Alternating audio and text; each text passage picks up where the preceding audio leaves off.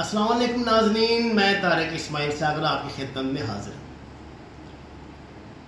کچھ دنوں سے ایک ٹکر پڑھنے کو مل رہا ہے جو بنگلہ دیش کے حوالے سے ہے، جس میں لکھا گیا کہ بنگلہ دیش کے پاس پاکستان جیسی فوج بھی نہیں، بہت اچھی انٹیلیجنس ایجنسی بھی نہیں، وہاں غزوہ ہند کی تیاری بھی نہیں ہو رہی، ان کے پاس جہادی تنظیمیں بھی نہیں، لیکن ان کی کرنسی ہم سے بہت زیادہ مضبوط ہے، یعنی ایک ٹکے کے مقابلے میں پاکستان کے 2 روپے آتے ہیں۔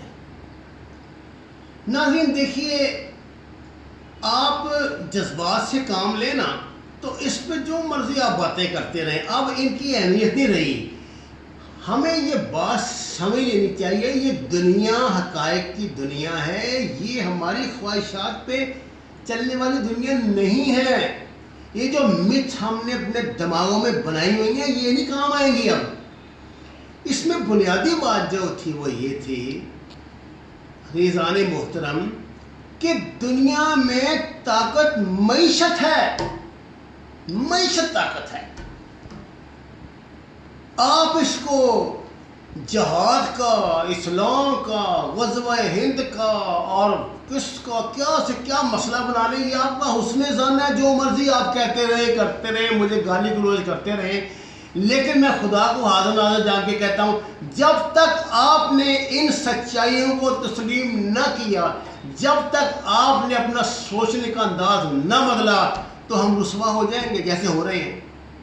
آج بھارت کے وزیر اعظم کو، جس کی شہرت ایک قصائی کی تھی، جو اپنے قتل عام کی وجہ سے پوری دنیا میں موو نہیں کر سکتا تھا، اس کو دنیا بھر کے ممالک اپنا اعلیٰ ترین اعزاز دے رہے ہیں، اس کو دنیا کی بہترین یونیورسٹیاں ڈاکٹریٹ کی ڈگری دے رہی ہیں، اور اب بل گیٹس بھی اس کو اعلیٰ ترین اعزاز سے نواز رہا ہے۔ کیوں جی؟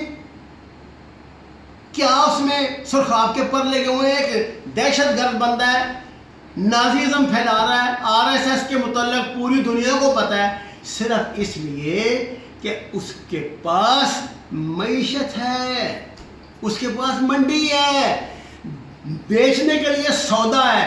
جو سودا ہمارے ملا نے، ہمارے مولوی نے، میں نے، آپ نے اور ہمارے جہادی نظریات نے بیچنا تھا، اب وہ نہیں بکتا، اب دنیا وہ نہیں خریدے گی۔ یہ تو جب ان کی مرضی ہوتی ہے، یہ ابھی چاہے تو ٹرمپ ابھی چاہے تو افغانستان میں جہاد کا اعلان کر دے، ساری دنیا کا میڈیا جہاد شروع کر دے گا، اس کو افسر ترین عبادت بھی قرار دے گا، لیکن بنیادی سچائی نہیں ہوتی۔ بنیادی سچ یہ ہے کہ آپ کو سائنس اور ٹیکنالوجی میں آگے بڑھنا ہوگا، معیشت کو مضبوط کرنا ہوگا، اور پاکستان میں اپنے سوچنے کا انداز بدلنا ہوگا۔ آپ کا شکریہ۔